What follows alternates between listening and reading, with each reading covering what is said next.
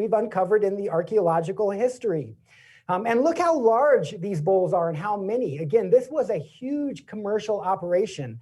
Cannabis was one of the main botanical medicines that were used. And this, again, probably served the community and the outlying area as well. Not only did they find cannabis in these vessels, they also found extracts from the poppy flower, which is opium. So again, we've got a history going back thousands of years of humans using cannabis and opium together to presumably enhance those medical benefits that can come with these botanical medicines and reduce many of the side effects that come along with opiate medicines specifically. In fact, we've got a crisis on our hands right now with these opiate medicines and lethal overdose with these opiate pain meds. And that's one of the things that people are excited about cannabis as being just another tool in the toolbox for physicians and patients to use to help with pain concerns and other conditions. And in fact, we're seeing that the states that have medical cannabis laws, we're actually seeing them prescribing less opiate pain meds. In fact, I just saw another study that came out recently suggesting that places and counties that have more dispensaries, recreational and medical dispensaries, are seeing less lethal overdoses on opiate pain meds. So again, that's a great potential for cannabis to help as, again, another tool in the toolbox to help with pain, and again, another alternative to some of these opiate pain meds or, again, other pharmaceutical medications that may have greater side effects associated with them. And now let's talk a little bit about American history. We've got a real complicated history with this cannabis plant. A lot of people still don't realize this, but cannabis was our main cash crop in this country right up until the late 1930s with the push for prohibition. First American flag, cannabis. First draft of our Constitution written on cannabis paper. All of the rope and the sails on the boats that brought us here to the New World was all cannabis.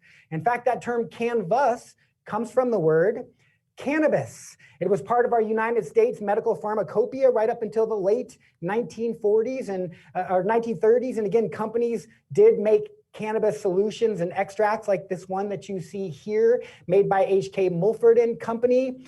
They're now a subsidiary of Merck. Companies like Lilly also made cannabis extracts and solutions. And this is very similar to a lot of the tinctures or solutions we see in dispensaries now. And then just to kind of bring us up to prohibition started in the late 1930s with more of a taxation on it. It was the early 1970s when cannabis was considered a Schedule I drug, or again, put on the list of scheduled drugs. Schedule I means that it has a no medical value and a large concern with, again, dependence and safety concerns on it. And it is still considered a Schedule I drug on the federal level. However, what we're seeing is all of these state programs passing medical cannabis laws. And in fact, these mostly are done by the citizens. These are citizens' initiatives that have been passed to allow cannabis to be used for medical and adult use in these different states. This is so exciting because this is democracy at work. And in fact, when it seems like we are so divided on so many issues, cannabis is one of the issues that is, again, bipartisan across the aisle. People are agreeing on medical cannabis. So again, we're up to 35 states now that have some type of medical cannabis program in the United States, and up to 15 states that allow full adult use or recreational use of this plant. And I still think when we talk recreational use, I still think about health, that it's being used for health. And in fact, many of the states that have these adult use programs, Arizona just passed here in 2020, many of these people are still using it for medical purposes or health purposes. So really what these recreational programs do is they just expand it to all adult use, not just limited to the very severe medical conditions that are allowed in these medical marijuana programs. And again, recreation is also important for health. That word recreation has been used to mean things like rejuvenation, restoration, the curing of illness. So again, good, responsible recreation and is very important to health as well. So very exciting to see these programs coming on board in the United States. Now, real quickly, let's talk a bit about terminology. So cannabis is the accepted botanical name for this plant. Marijuana is actually a common name that came about in the early 1900s in this country, really specifically for the purposes of prohibition, though. It had a lot of racism associated with that word, a lot of misinformation associated with that word, and propaganda. So I try to stay away from that word marijuana, or I have in the past, but again, a lot of these medical marijuana programs in each state, so a lot of the legislation is predicated on that word marijuana. So we're kind of stuck with it. And now that term, again, is used more for, again, the legal status or products that have that psychoactive effect or that euphoric effect associated with it. Or again, what people call being high. That term hemp, just another common name for this cannabis plant, but now we use that term hemp more for the industrial uses of it, clothing, food, fiber, fuel, or again, medical or nutritional products that do not have the ability to cause the psychoactive effect or the euphoria. In fact, the 2018 Farm Bill passed in the United States actually took hemp off the list of Schedule substances. So in 2018 is the first time we've been able to grow hemp again in this country legally for all of those other resources that it provides. And the way they defined hemp in that Farm Bill is that any cannabis plant or cannabis product that has less than 0.3% THC in it. And again, THC is the part that causes the euphoric effect. And we'll talk about that a little more later. And that's why, again, since it's been defined like that, I'm starting to loosen up a bit about that term marijuana, because now it is the only term that we have to define cannabis or cannabis products that have more than that 0.3% of THC in it. So now when I use that term marijuana, I'm specifically talking about cannabis plants or products with more than 0.3% THC. If I use that term hemp, I'm talking about cannabis plants or products that have less than 0.3% THC in them. So cannabinoids. This is a very complex plant. We've identified 400 plus different compounds in it, and some very special ones we call cannabinoids. We named them after this plant because they are found so abundantly and so uniquely just in this cannabis plant. And of these cannabinoids, the main one we talk about is tetrahydrocannabinol, THC. That gets the most attention because it is the main cannabinoid that causes those psychoactive or euphoric type of effects. But there's up to 100 of these cannabinoids in the cannabis plant.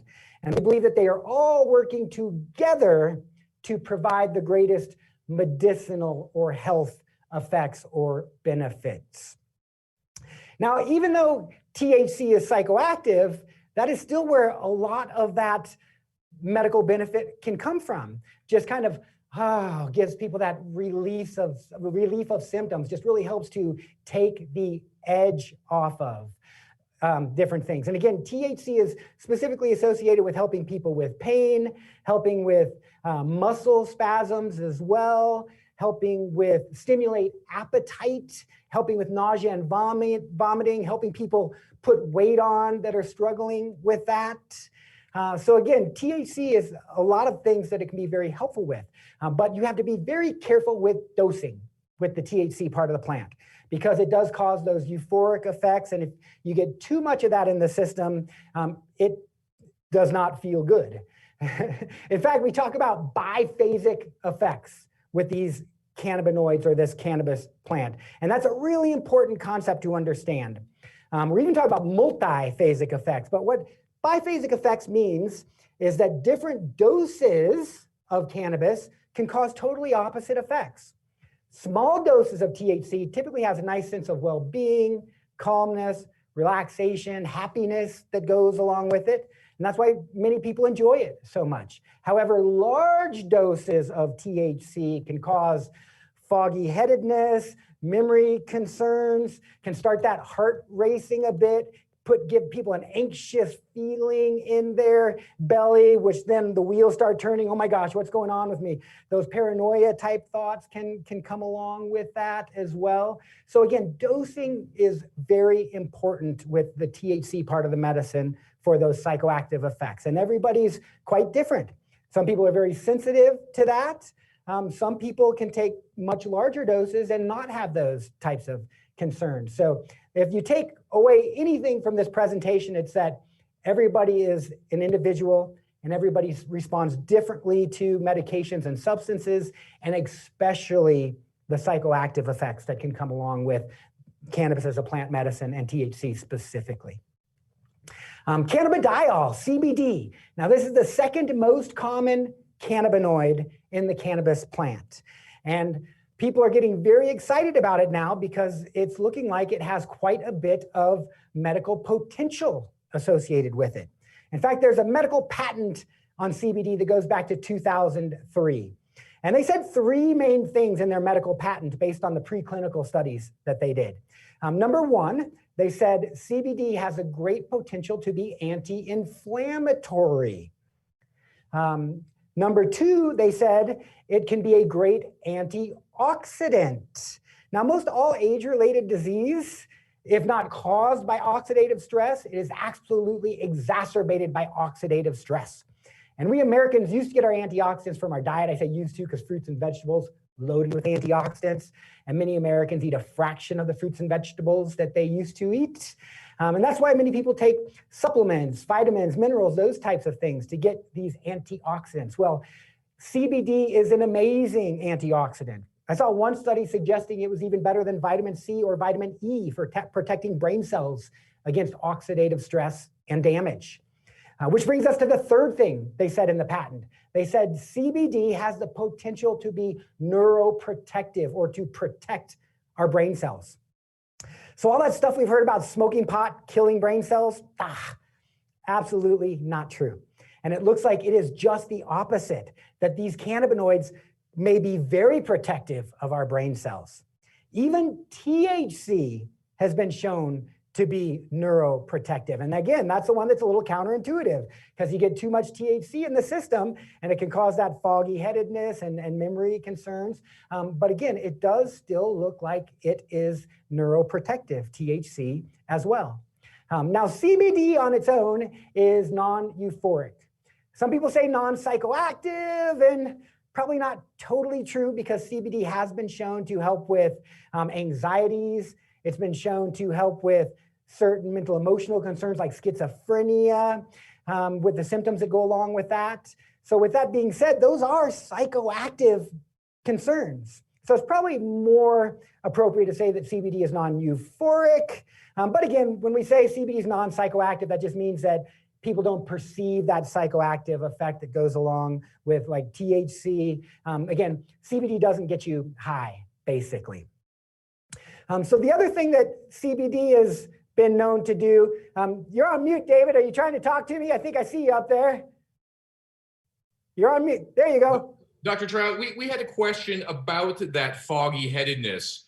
And the person who wrote in is having success with cannabis, but is wondering if there's anything he can do to mitigate that foggy headedness, implying that THC is coating the brain cells. And I'm wondering if you can talk just a little bit about that and the potential of CBD or other products. Yeah, great segue. Thank you for that question. And as far as coating the brain cells, we'll talk a bit about the mechanism of action and how these cannabinoids work in the brain. But yes, THC is definitely known to cause that foggy headedness, especially in some people more than others, and especially with higher doses. That's one thing CBD has been shown to do is CBD can modulate the effect of THC. And CBD has been shown to tone down some of the psychoactive effects that go along with THC. So we talk about products that are one-to-ones, 1 part CBD or 1 part THC, or we may see 2-to-1s, 5-to-1s, 10-to-1s. So we talk about the ratio of CBD versus THC in these different cannabis types or different cannabis products. And people that are wanting to tone down that psychoactive effect a bit more will look for products that have a greater ratio of THC in it. Again, it can take away some of that foggy headedness, some of that fatigue that can come along with that THC effect, or for people that experience a little bit of anxiety, that THC can cause some anxieties for some individuals. And those CBD products are been shown to help tone that down as well. Now, some people report THC helping with anxiety, especially in those smaller doses, but everybody's a little different. So when we're talking about anxieties in particular, especially if the THC is exacerbating those, you definitely want to think about more of the CBD dominant types of products. And with anxiety in general, a lot of times, again, there's underlying things that are going along. So again, cannabis can help to manage concerns and issues, but I always recommend that people keep looking for the underlying causes of those conditions that they're dealing with. And don't just use tools like cannabis to help manage them. We want to try to work on improving them and trying to resolve the things that may be causing those. So thank you very much for that question. There is up to 100 of these cannabinoids. We believe they're all working together. I don't talk about the others as much because they're found in such smaller amounts in the cannabis plant, but we realize that they are definitely in there, and different amounts of them can cause different nuances to the psychoactive effect and different medical qualities to different types of cannabis plants and products. But for you beginners that are trying to understand cannabis and how to use it and to get the best effect out of it, these are the 2 cannabinoids that you really need to understand inside and out, and understand the amounts that are in the different types of cannabis you're using and those different cannabis products. I do want to talk about the cannabinoid acids though, because it has implications on dosing, and it also has implications on when you look at the labels on the lab testing on different cannabis products at dispensaries. So when these cannabinoids form in the fresh green plant, they've actually got a CO2 group, or what makes it a carboxylic acid, so attached to those cannabinoid molecules. So THC is really THCA in the fresh green plant, tetrahydrocannabinolic acid. And the reason that's important is THCA is non-psychoactive, non-euphoric. It has to be heated up to do what we call decarboxylate, remove that CO2 group, that acid group, and turn non-psychoactive THCA into psychoactive THC. So the smoking of cannabis was not an accident. It was specifically to provide that heat necessary to do this reaction and make THC psychoactive. That's also why people started cooking it into brownies and cookies and other things like that. The heat of the oven does this reaction and makes these cannabis products psychoactive. So the majority of the products you find at the dispensary will be heated up ahead of time to do this reaction and turn it into psychoactive THC. With that being said, THCA still has great medicinal potential as well. In fact, we know it to be a great antioxidant. I saw one study showing THCA about 50 times greater antioxidant than THC itself. Has the potential to be very anti-inflammatory.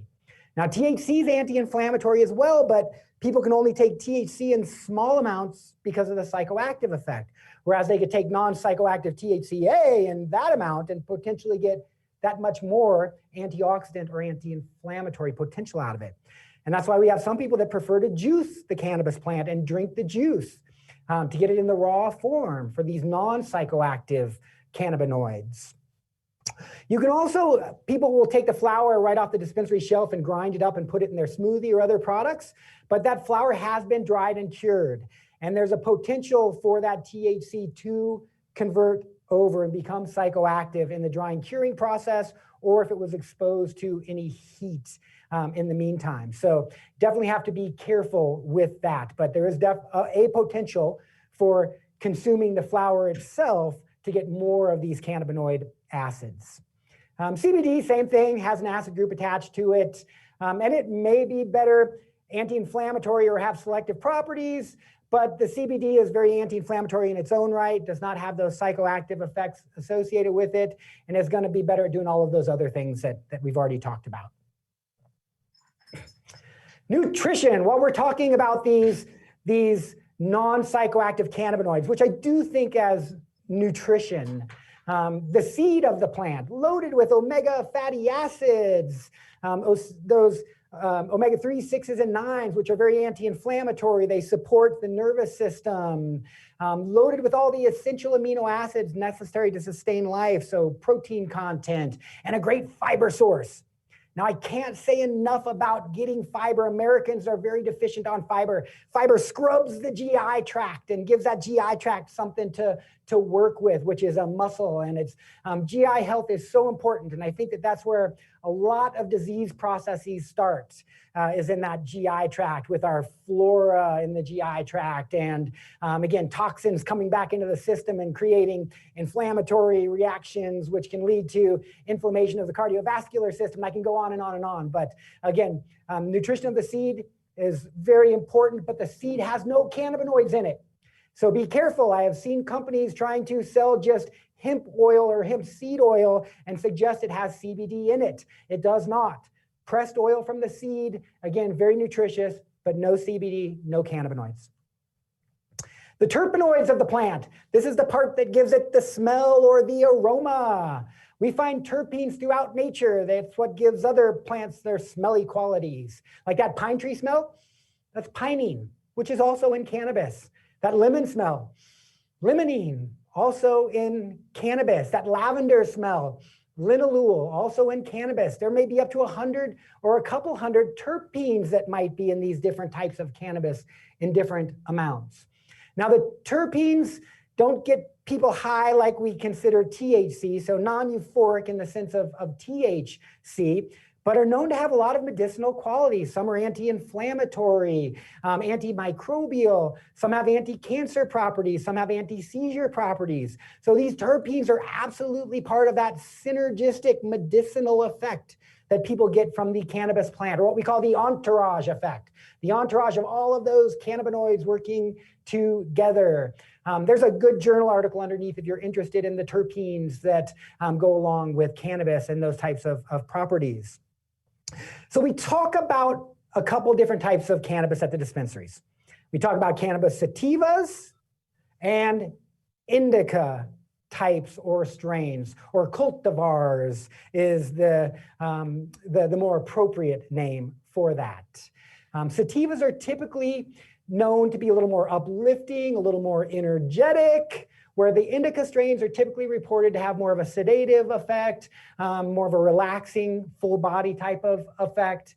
But this is very individual to the person using it.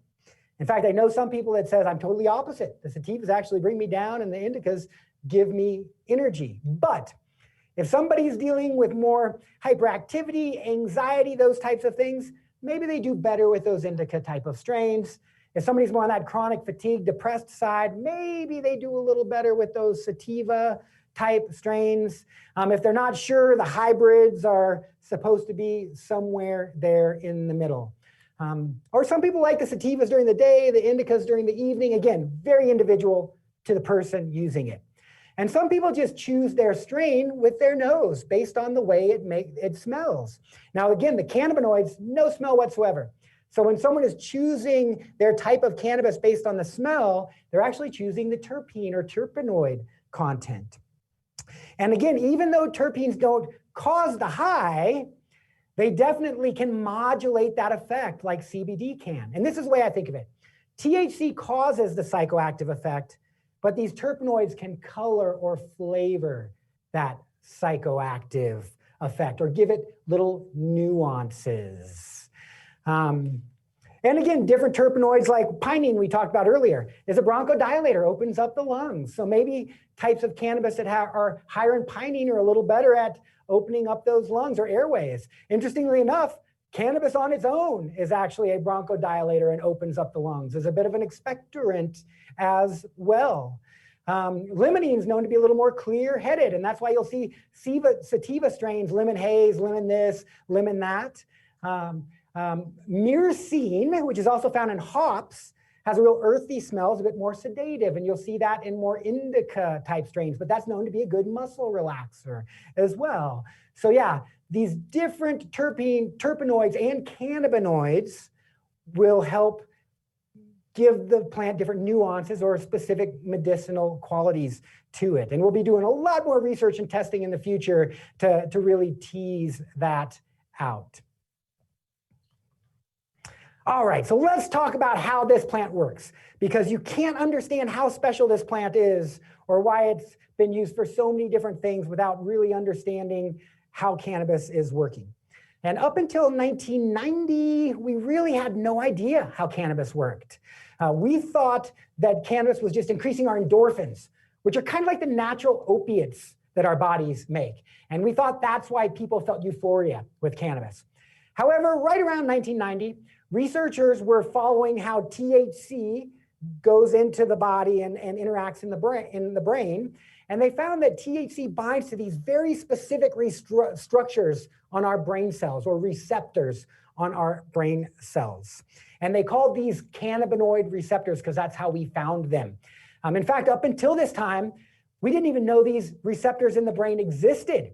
And it turns out you've got more of these cannabinoid receptors in your brain than almost any other type of receptor. What? What does that say?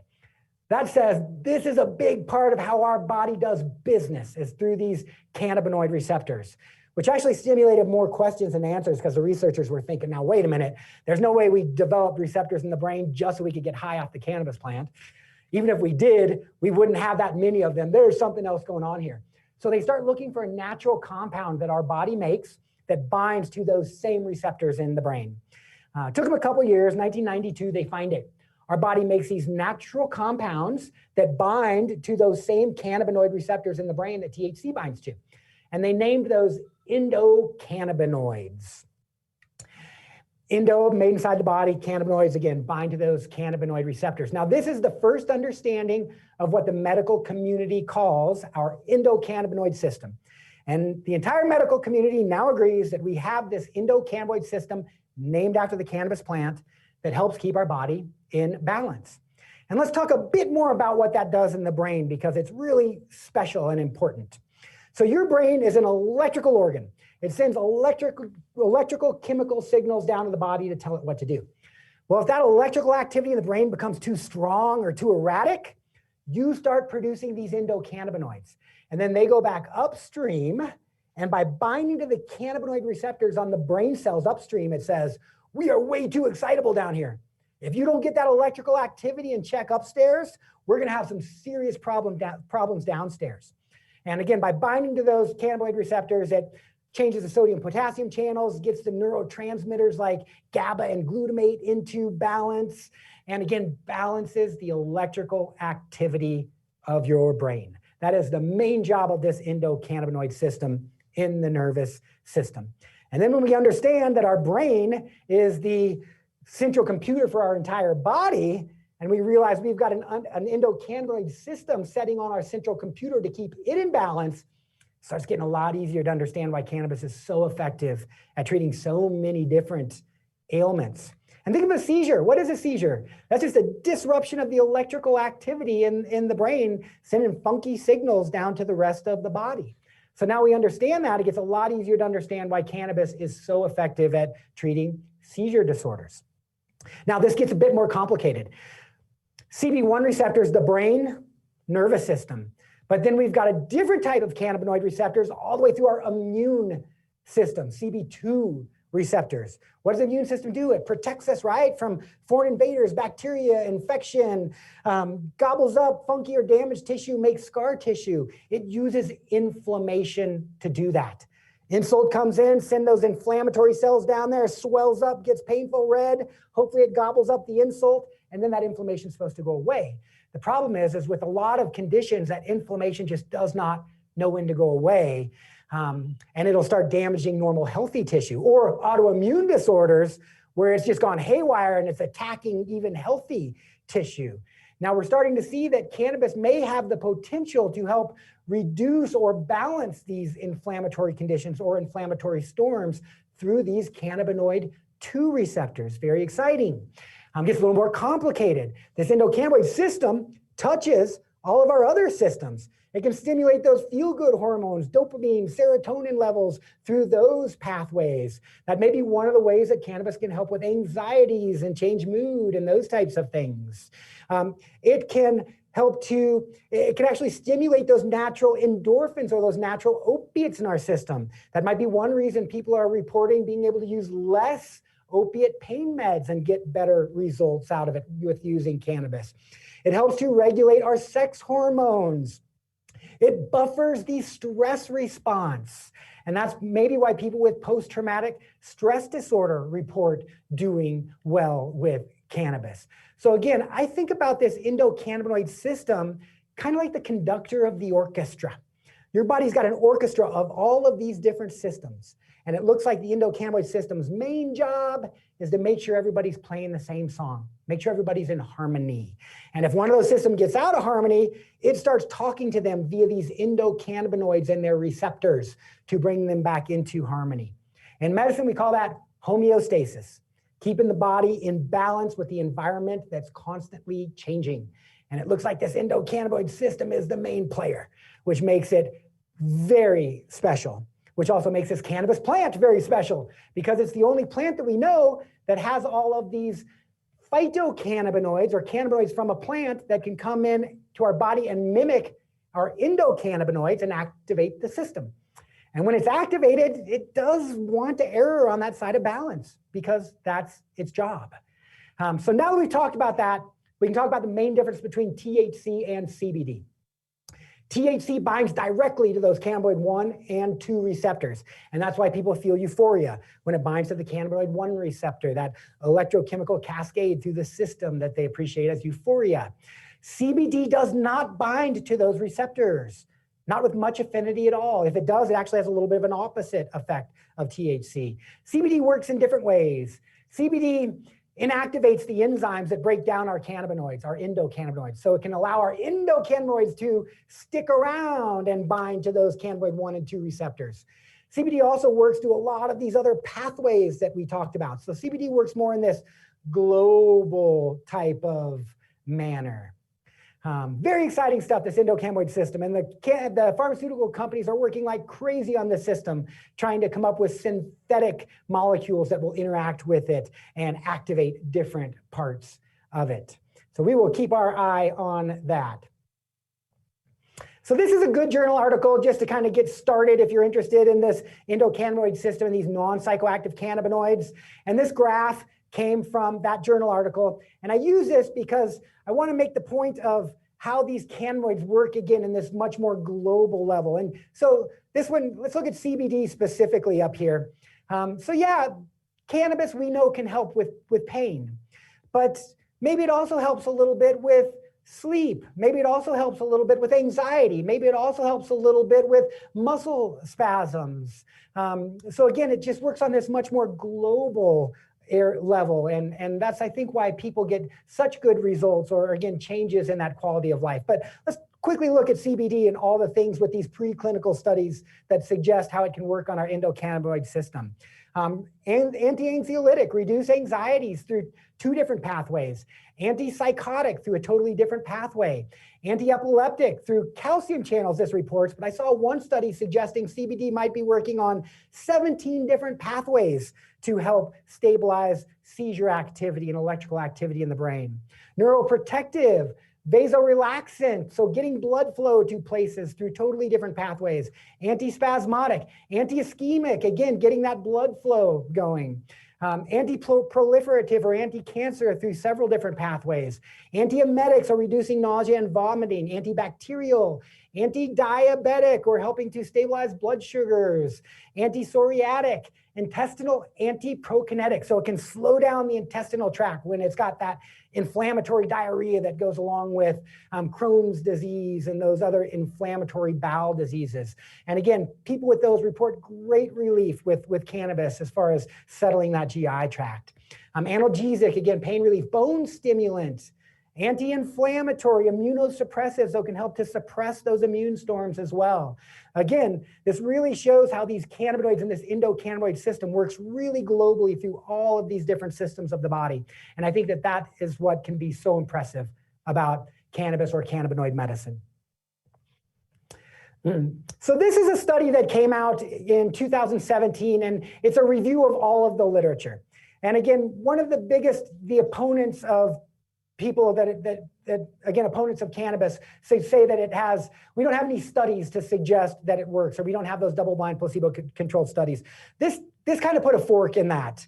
Basically, they reviewed all the clinical literature that was available on cannabis, and their conclusions were there is absolutely conclusive or substantial evidence that cannabis or cannabinoids are effective for these things. Again, chronic pain in adults, nausea and vomiting, especially associated with chemotherapy, improving muscle spasms, especially going along with multiple sclerosis, moderate evidence for improvements in sleep, those short-term sleep outcomes with specific conditions, limited evidence showing that it increases appetite, helps with weight loss, again, Tourette syndrome, symptoms of Tourette syndrome, improving anxiety symptoms, improving symptoms of post-traumatic stress disorder.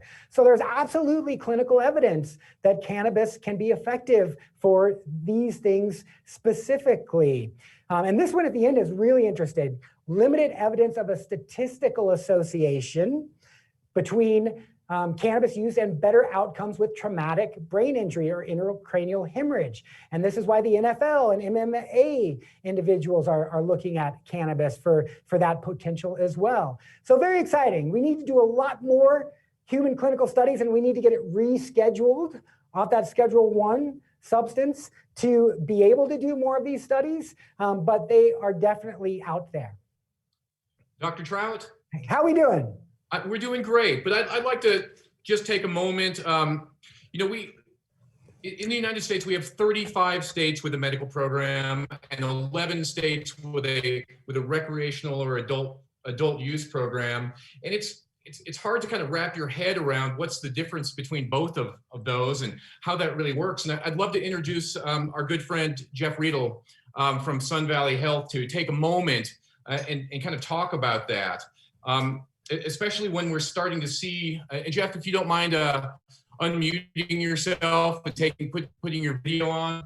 Yep, there we go. Especially as we're starting to see the potential of national, I dare say legalization, but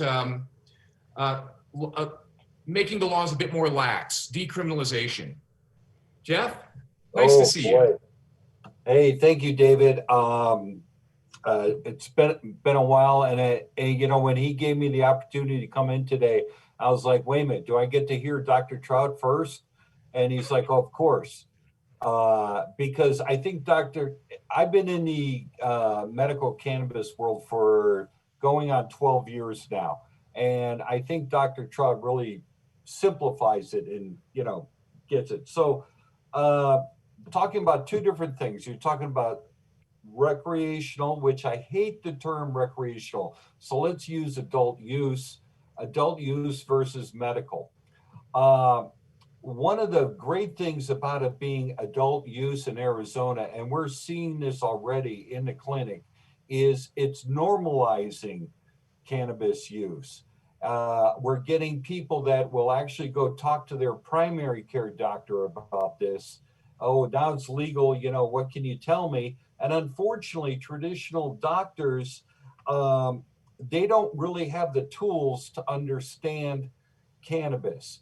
And if you think about your primary care doctor, how many patients is he assigned? I'll give you an example. My primary care doctor, he's got 3,500 patients that he's responsible for. So all day long, he's seeing patients. and he's trying to just stay on top of what his specialty is, much less go out and learn a new specialty. So the good thing is we're seeing a lot of traditional Western doctors referring patients to our clinic because they know that they're going to come someplace where we're going to try to do our best to explain it to people. So uh, biggest reason, David asked me to talk about why you would get your medical marijuana card versus having a, just using it under recreationally in Arizona. And I think most of the people today are from Arizona, right? Or No, the majority, we're about a third of Arizonans, but we have a lot of Pennsylvanians, and the structure of how they get their card is a little bit different. okay, Um, okay. but also in Pennsylvania, there are talks about the recreational movement happening as soon as this year. All right. Well, I was going to say, I'll use Arizona as an example, and then you can extrapolate to your own state.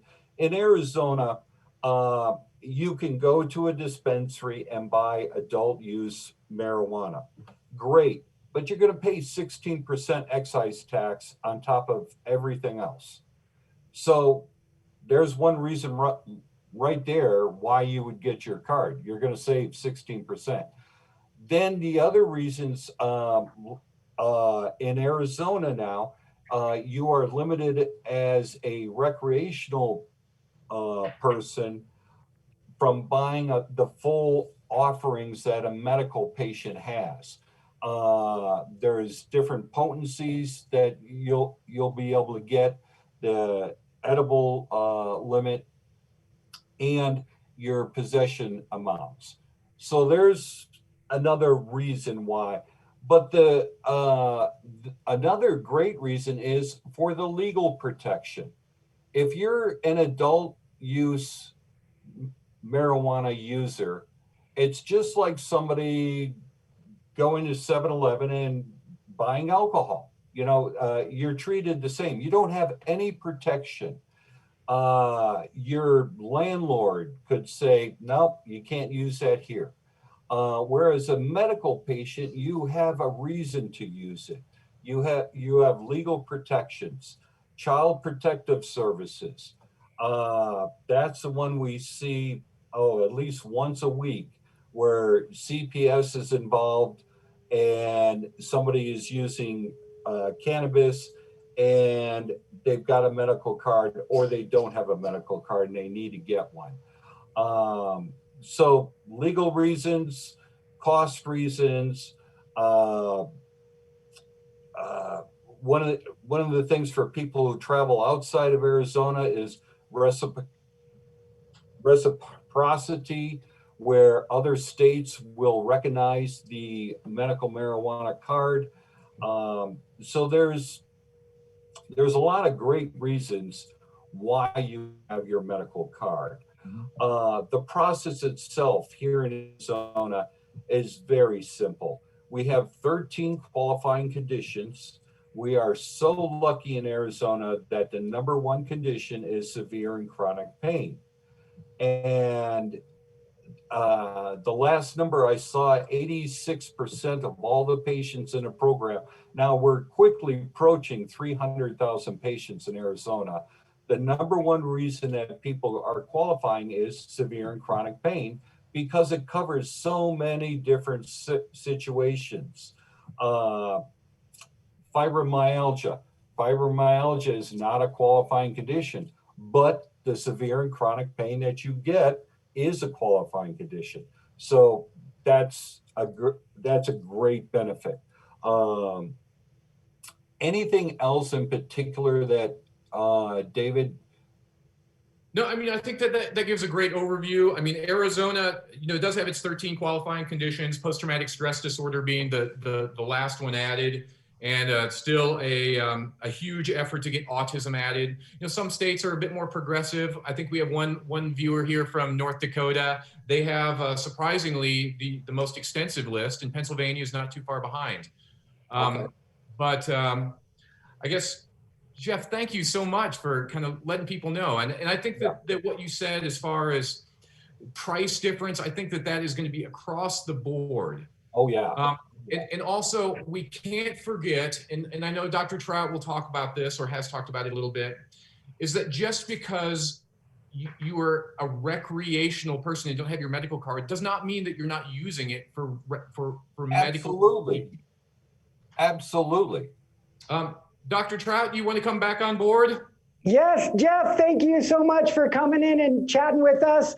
And again, the service that Sun Valley Health does and those certification centers, the service you guys provide is amazing. So thank you so much. So I'm going to give one more shout out to Sun Valley Health.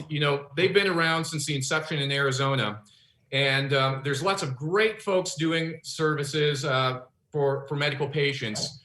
But Sun Valley was the first group that we worked with that provided free cards to our pediatric epilepsy patients. Yeah. I mean, thank you so much for that. Yeah, we're still the only clinic. We treat minor patients and their caregiver for free. Basically, you're paying your state fee, and then all of our services are free to those people. Well, dare I say you should be an example to other folks, because that is a wonderful altruistic giving thing that you guys are doing. Yeah. Thank you so much, Jeff. Thank you, Dr. Troutt. Thank you, David. All right, and as we're talking about state programs and certification centers, the health department is typically the entity that regulates these, especially the medical programs. So if you have questions about how to get a card, about especially like Pennsylvania, the physicians have to be registered with the health department, and they have a link on the health department website under the medical marijuana program about finding a physician or which physicians can do those certifications. So again, if you do have those specific questions about the program, visit your health department under the medical marijuana program for that. Since that study was done, I also want to talk about CBD and seizure disorders, because the FDA approved the first plant-based cannabis pharmaceutical in 2018 for 2 different types of pediatric seizure disorders. So now physicians, neurologists can prescribe cannabis CBD for at least these 2 types of seizure disorders. And again, CBD is the gold standard, high dose CBD for different seizure disorders.